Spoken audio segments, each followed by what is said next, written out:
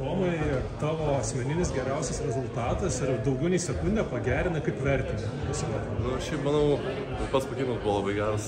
Kaip ir neturėjau jokių tikslų labai, jokio laiko, tai norėjau tiesiog visą duoti save šitam pakeimą.